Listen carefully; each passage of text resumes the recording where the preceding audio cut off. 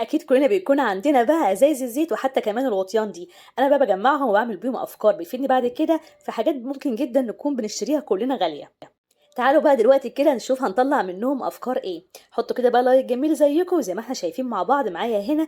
أول فكرة هاستخدم فيها أي إزازة زيت تكون عندي. هاجي هنا بس من تحت الإيد وبعد كده هابتدي إن أنا أقسمها نُصّين بالشكل ده، الجزء اللي فوق هاستغنى عنه خالص والجزء اللي تحت ده هابتدي إن أنا أسويه بالطريقة دي، وبعد كده بقى هنشتغل بيه براحتنا خالص. هاجي هنا عند القاعدة وكل بس اللي إحنا هنعمله هابتدي إن أنا أحط شمع كده خفيف وبعد كده هاثبّت أي قماش يكون متوفر عندي. هنا هاستخدم قماش جوخ وعلى فكرة ممكن جدًا نستخدم أي ملابس قديمة برضه تكون متوفرة عندنا، الفكرة كلها إن أنا عايزة أعمل بطانة جوه وكمان برضه عايزة أحافظ على الإزازة نفسها وأشتغل بيها بقى وأشتغل فيها براحتي خالص بعد كده، علشان لمّا أحط بقى كل حاجة إن أنا هاحطها بعد كده البلاستيك نفسه ما يتأثرش. وبعد كده بقى دخلنا كل الزيادات جوه وبعد كده طبعا الزيادات اللي تحت دي هبتدي ان انا اثبتها كده ناحيه تحت. والقاعده هنا بقى هبتدي برضو ان انا اجيب كده جزء تاني وكل برضو اللي احنا هنعمله هبتدي ان انا اخد مقاس وبعد كده بالمقص بتاعي. وابتدي بقى دلوقتي كده ان انا اول حاجه اثبت جزء جوه وكمان برضو اكيد هجيب جزء تاني واثبته برضو من ناحيه بره وهيكون برضو نفس المقاس اللي احنا اخدناه جوه. ظهر بقى كده عندنا زيادة بالمقص وهبتدي ان انا امشي عليها وكل حاجة طبعا بتفيض مننا ما بنرميهاش خالص. ممكن جدا نطلع منها حاجة بعد كده. وزي ما قلت ممكن جدا نستخدم اي قماش متوفر عندنا، فانيلات بقى قديمة بلوزات قديمة طرح قديمة مفيش مشكلة، اهم حاجة ان احنا ما نرميش حاجة. هستخدم هنا بقى كمان اي خيط متوفر عندنا اذا كان خيط مكرمية او حتى اي خيط مفيش مشكلة خالص. ممكن هنا بقى نستغله ونستفاد بيه بالطريقة دي. هبتدي بس ان انا اثبت كده بالشمع اول كده كام واحدة وبعد كده ممكن جدا الف براحتي خالص واحط بس نقطة شمع وبعد كده طبعا ابتدي انا اكمل وهو ده الشكل اللي انا محتاجة ان انا اوصل له. هاجي بقى دلوقتي كده من فوق وهستخدم اي تل زي ما احنا شايفين. كان عندي هنا الجزء ده برضو كان من حاجة قديمة ما بنرميش اي حاجة وكل حاجة لها استخدام وكل حاجة ممكن نطلع منها حاجة تانية. هثبت كده جزء من بره اول حاجه وبعد كده هبتدي بقى ان انا ادخل جوه واثبت برضو الجزء كده من ناحيه جوه علشان الشكل عندنا يكون احلى واحلى. انزلي بقى دلوقتي كده في الكومنتات لو انت وصلت معايا لحد هنا واكتبي لي عايزه نعمل اعاده تدوير لايه مع بعض. طبعا باخد منكم اي حاجه انتوا حابين تعملوها وبنفذها معاكم بعد كده. بعد كده بقى هبتدي إني اجيب اي قماش كده يكون لونه اسمر. عندي هنا الجزء ده كان من شريط زي ما احنا شايفين مع بعض. هبتدي بس ان انا ارسم كده رسمه بيضاويه وهبتدي كمان برضو ان انا اعمل واحده تانية هتكون برضو نفس المقاس برضو بنفس الطريقه. وكده خلاص عملنا الاتنين والدنيا كلها تمام والاتنين زي ما احنا شايفين مع بعض مقاس واحد. دي بقى هتكون العين بتاعتنا. من ورا كده بقى هبتدي ان انا اثبت بس كده بالطريقه دي نقطه شمع بسيطه وبعد كده ابتدي بقى ان انا الزقها بمنتهى السهوله. وكده خلاص بقى ثبتنا العينين الاتنين. هبتدي بقى دلوقتي ان انا اجيب جزء تاني زي ما احنا شايفين مع بعض من اي برضو حاجه بيضه.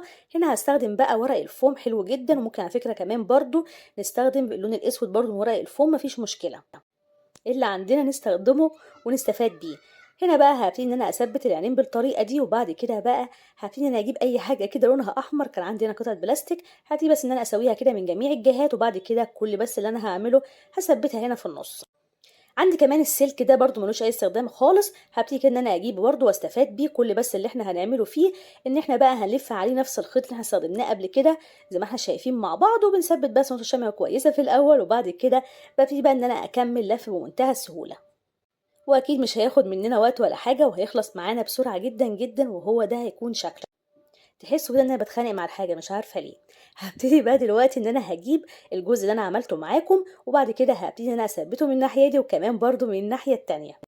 هاجي بقى دلوقتي كده من فوق وكل اللي احنا هنعمله هبتدي ان انا اثبت كده اي ورد بقى يكون متوفر عندي وتعالي نشوف بقى هنستخدمها ازاي. هستخدمها بقى كمنظم بالشكل ده فكرته حلوه جدا وكمان بسيطه وممكن طبعا نحط فيه اي حاجه احنا حابينها. حط بقى ده جميل لأول فكرة وتعالوا بينا بقى دلوقتي نروح لتاني فكرة عندنا النهاردة. وتاني فكرة بقى عندي النهاردة هستخدم فيها أي غطيان تكون متوفرة عندي. علب كريم بقى علب بيروسول أي حاجة متوفرة نستخدمها. هستخدم هنا كمان زي ما احنا شايفين مع بعض أي برضو ستيكر يكون متوفر. حابين أنا أستخدم الاستيكر ده حلو جدا. هبتدي بقى دلوقتي إن أنا أثبته بالشكل ده. الاستيكر ده اسمه استيكر خشبي وطبعا بيتباع عند المحلات بتاع الأدوات المنزلية ورخيص جدا مش غالي خالص لأنه كمان انتشر قوي. كل بقى الزيادات دي هبتدي ادخلها كده من ناحيه فوق وبعد كده هبتدي انا اجيب قطعه تانية كانت برضو كده موجوده وهبتدي بقى ان انا اثبتها كده بس من ناحيه فوق. وكالعاده لو ظهر برضو عندي زياده هبتدي ان انا امشي عليها بس بالمقص. طبعا الستيكر ده فيه منه الوان كتير جدا ممكن طبعا نستفاد بيه قوي وبنعمل بيه افكار كتيره جدا وعملنا بيه طبعا افكار كتيره مع بعض. غطا تاني كده ونفس الفكرة برضو هبتدي ان انا اغلفه بنفس الستيكر اللي معايا. الغطيان اللي انا مستخدماها هنا مش لازم خالص تكون نفس المقاسات اللي انا مستخدماها، ممكن طبعا نجيب اكبر او حتى كمان اصغر، اي حاجة متوفرة عندنا نستخدمها ونستفاد بيها. زي ما احنا شايفين مع بعض كده خلاص غلفنا الغطا بتاعنا والدنيا كلها مظبوطة لحد هنا. هجيب كمان برضو غطا تاني، وزي ما قلنا مش لازم خالص تكون الغطيان كلها نفس المقاسات اللي انا مستخدماها، اهم حاجة تكون اكبر في اصغر زي ما احنا شايفين مع بعض كده. كل بقى الزيادة بتاع الاستيكر اللي عندي هنا هبتدي كده ادخلها من ناحية جوه في الغطا، كده كده هي مش هتبان معانا خالص. هنا بقى هجيب دلوقتي الغطيان بتاعتي، وزي ما احنا شايفين مع بعض هبتدي كده ان انا اجيب اول غطا وهبتدي بس ان انا احط عليه شمع بالطريقة دي. شايفين المسدس لما بيكون مش سخن قوي ما بيطلعش شمع كويس ازاي؟ على فكرة أنا فكيتها وعملتها تاني عشان طبعا حسيت ان هي مش فيها شمع كتير. هجيب تاني كده الغطا التاني وهبتدي بقى دلوقتي ان انا احط الشمع بتاعي. هنا بقى الشمع بتاعي بيطلع حلو جدا، وهثبت بقى دلوقتي الجزء ده بالطريقة دي.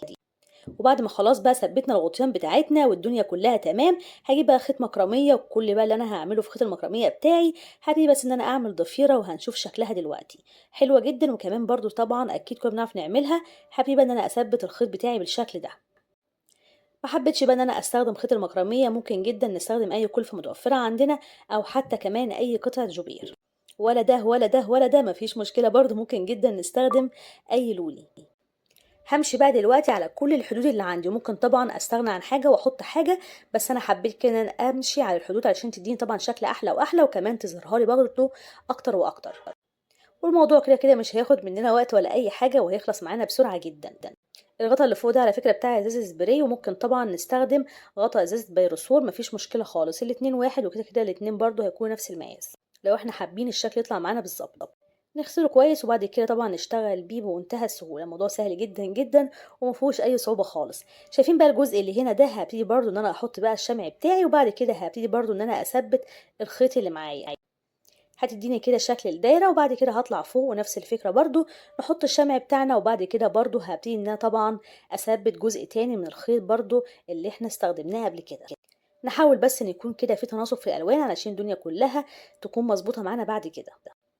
وزي ما احنا شايفين مع بعض هيكون الشكل عندنا. هنا بقى عند نهايات الخيط بتاعنا هبتدي بس ان انا احط كده اي ورد يكون متوفر عندي علشان تديني شكل حلو، وكمان برضو تداري لي بقى الجزء ده. كده خلاص ثبت واحدة. تعالوا بقى دلوقتي نشوف هنستخدمها في ايه وهنستخدمها ازاي. نشيل بس كده اي شمع كده يقابلنا زيادة علشان الشكل عندنا يكون مظبوط، وهستخدمها بقى كحامل للموبايل بالشكل ده. فكرته حلوة جدا وكمان بسيطة، وزي ما احنا شايفين مع بعض ما خدتش مننا وقت ولا اي حاجة، وكمان مسكنا الموبايل كويس جدا. حبينا بقى نحطه كده بالطول زي ما انا حطاه، او حبينا كمان نحطه بالعرض زي ما احنا شايفين مع بعض، ممكن طبعا نحطه في الحالتين الاتنين. ودي كانت تاني فكرة عندنا النهاردة. حطوا بقى كده لايك جميل لتاني فكرة، وتعالوا بقى دلوقتي ندخل بايدينا اليمين على تالت فكرة عندنا النهاردة. وتالت بقى فكرة عندي النهاردة زي ما احنا شايفين مع بعض هستخدم فيها كده اي علبة تكون متوفرة عندي. انا عندي هنا العلبة دي، وعلى فكرة طبعا الغطا ده مش بتاعها خالص، بس الاتنين بيقفلوا على بعض فما فيش مشكلة خالص، هنستخدمهم وهننفذ بيهم برضو الفكرة بتاعتنا. طيب الحبل اللي انا مستخدماه ده حبل ايه؟ الحبل ده على فكره حبل غسيل عادي جدا، بيتباع عند المحلات بتاعه الادوات المنزليه، ورخيص جدا مش غالي ولا اي حاجه. ومش قادره اقول لك بقى على الالوان اللي بتكون متوفره منه حلوه جدا، وكمان طبعا بندخلها في الاعمال بتاعتنا. غلفت بيه كده زي ما احنا شايفين مع بعض العلبه بتاعتنا بالشكل ده، وبعد كده بس حطيت ورده في النص، والورده دي بقى طلعت منها كده فروع كده خضراء علشان تديني شكل احلى واحلى. الورق ده بقى هبتدي كده ان انا اثبته طبعا بشكل عشوائي زي ما احنا شايفين مع بعض، هيدينا شكل حلو جدا. او ممكن نرسم اي رسمه احنا حابينها، مش لازم خالص برضو يكون شكل عشوائي ولا اي حاجه. كده خلاص ثبت هنا، وبعد كده هبتدي بقى دلوقتي ان انا اجي على الغطا بتاعي اللي هو اكيد مش نفس الغطا بتاع العلبه، بس بيقفل عليها زي ما قلنا. وكل بس اللي احنا هنعمله هنعمل كده شكل مستطيل، وبعد كده بالقطر بتاعنا او حتى بمقص كده يكون سنه رفيع كده، وابتدي بس ان انا افرغ الجزء ده. وبعد ما خلاص بقى فرغناها والدنيا كلها تمام، هاجي هنا بقى دلوقتي واحط الشمع بتاعي، وبعد كده هبتدي ان انا اجيب الخيط اللي معايا، لا او مش الخيط بقى، الحبل اللي احنا مستخدمينه، وهبتدي بس كده ان انا اثبته بالشكل ده. هلف بقى على الغطا كله لحد ما امحي خالص شكل الغطا اللي عندي. زي ما احنا شايفين هبتدي بقى دلوقتي ان انا امشي بالطريقه دي لحد طبعا ما اعملها كلها. وكل ما نحتاج نحط شمع هبتدي بس ان انا احط كده نقطة الشمع، وبعد كده طبعا ابتدي ان انا اكمل. طبعا كل الاجزاء هبتدي ان انا اداريها، مش عايزه اي حاجه خالص تكون باينه عندنا من الغطاء اللي معايا. فببتدي بقى ان انا احط كده، وبعد كده طبعا اي زياده ببتدي ان انا اشيلها. حتى كمان الحدود اللي عندنا دي هبتدي انا امشي عليها علشان طبعا اداري خالص الغطا. شايفين بقى كل طبعا الفوارق بتاعه الخيط اللي معايا دي هبتدي كده ان انا اثبت فيها برضو كده الفروع الخضراء بتاعتنا علشان تدينا شكل حلو، برضو بشكل عشوائي عشان زي ما قلنا تدينا شكل احلى واحلى. كل ما نحس كده ان هو محتاج ان احنا نحط في مكان فابتدي بس ان انا اكمل واحط في المكان ده. هنا بقى في الجنب ممكن جدا اثبت كده وردتين او 3 هيدونا برضو شكل حلو جدا. كده كده احنا العلبة في نفسها هتكون برضو مثبتين فيها وردة، فالدنيا كلها اكيد هتكون برضو لايقة على بعضها. تعالوا بقى دلوقتي كده نشوف هنستخدمها في ايه وهنستخدمها ازاي. هستخدمها بقى كعلبة مناديل بالشكل ده، فكرتها حلوة جدا وكمان عملية وكمان شكلها حلو قوي. وده كان فيديو النهارده، اتمنى فعلا يكون عجبكم. ما تنسوش تحطوا لايك الفيديو وكمان تشتركوا في القناه لو انتم النهارده سمر بتشوفوني، وطبعا هستنى تعليقاتكم الجميله وايه اكتر فعلا فكره عجبتكم النهارده، واستنوا ان شاء الله في فيديو جديد. واسيبكم في حفظ الله وامنه.